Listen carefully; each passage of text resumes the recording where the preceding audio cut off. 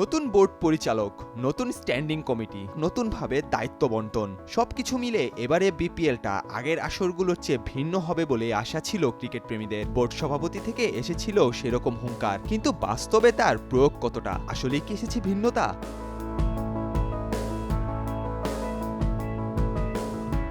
BPL শুরুর আগের দিনই ফরচুন বরিশাল দলপতি তামিম ইকবাল বলেছিলেন, আগের আসরগুলোর সাথে এবারকার আসরের কোনো পার্থক্যই তিনি খুঁজে পাচ্ছেন না, কেবল কনসার্ট ছাড়া। আর তামিমের এমন মন্তব্যেই স্বভাবত প্রশ্ন জাগায়, তাহলে কি হচ্ছে সব লোক দেখানো, ভেতরকার বদলায়নি কিছুই? এই প্রশ্নের উত্তরের পেছনে ছুটতে গিয়ে রীতিমতো কেঁচো খুঁড়তে বেরিয়ে এলো সাপ।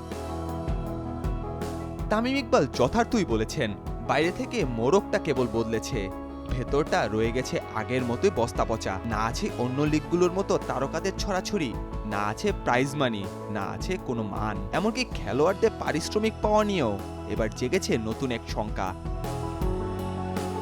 নতুন বিপিএল, নতুন পরিচালনা পর্ষদ হলেও আগের আমলের পরিচালনার কার্যক্রমের খোলস ছেড়ে বের হতে পারেনি এখন অবধি। নাজমুল হোসেন পাপনের আমলে বিপিএল এ ক্রিকেটারদের পাওনাদি সম্পূর্ণ পরিশোধ হতো না খুব একটা নিয়মিতভাবেই, পোহাতে হতো অনেক ঝক্কি ঝামেলার। তবে নতুন সভাপতি ফারুক আহমেদ যেন বদলে দিচ্ছেন আগের সব নজির। নেতিবাচক ও অপেশাদার কার্যক্রমে তিনি ছাড়িয়ে যাচ্ছেন পাপনকেও। নিয়ম অনুযায়ী টুর্নামেন্ট শুরুর আগে প্রত্যেক খেলোয়াড়কে পাওনা টাকার 50% দিয়ে দেওয়ার কথা ফ্র্যাঞ্চাইজিদের। টুর্নামেন্ট চলাকালীন দিতে হবে আরও 25%, বাকি 25% টাকা দিতে হবে টুর্নামেন্ট শেষে। কিন্তু এখনও কোনো দলের ক্রিকেটারদের দেয়া হয়নি আগাম 50% টাকার একটি টাকাও। বিপিএলে অংশ নেওয়া 7 ফ্র্যাঞ্চাইজির একাধিক ক্রিকেটার এমনটাই নিশ্চিত করেছেন। কিছু ফ্র্যাঞ্চাইজি থেকে দু এক দিনের ভেতর অর্থ প্রদানের নিশ্চয়তা এলেও বাস্তবিক পক্ষে সেটি কয়দিনে গিয়ে ঠেকবে সেটি এখন রয়েছে সন্দেহ। ফ্র্যাঞ্চাইজিরা খেলোয়াড়দের পারিশ্রমিক সময় মতো না দিলে পরিণতি কি হয়, সেই তিক্ত অভিজ্ঞতা ফারুক আহমেদের বিসিবির জন্য একেবারেই তাজা। নাজমুল হোসেনের বোর্ডে আয়োজিত সর্বশেষ 10ম আসলে বিপিএল এর দুটি ফ্র্যাঞ্চাইজির বকেয়া প্লেয়ার্স পেমেন্ট মেটাতে হয়েছে বিসিবিকেই।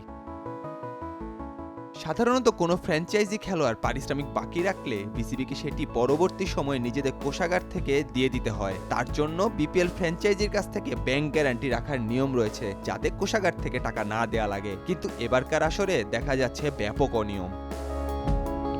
বিসিবির একটি সূত্র নিশ্চিত করেছে, এবারে বিপিএল এর 7 ফ্র্যাঞ্চাইজির ব্যাংক গ্যারান্টি কেবল দিয়েছে ফরচুন বরিশাল। কাজে বরিশালের প্রথম ধাপের টাকা সময়মতো না দিলেও তাদের কাছ থেকে কিছুটা নিরাপদে রয়েছে বিসিবি। কিন্তু অন্য ফ্র্যাঞ্চাইজিদের বেলায় বিষয়টি ঝুঁকিপূর্ণ, কেননা তাদের কেউই দেয়নি ব্যাংক গ্যারান্টি, যে কারণে তারা ক্রিকেটারদের পাওনা পরিশোধ না করলে সেটি শেষ পর্যন্ত বিসিবিকেই পরিশোধ করতে হবে।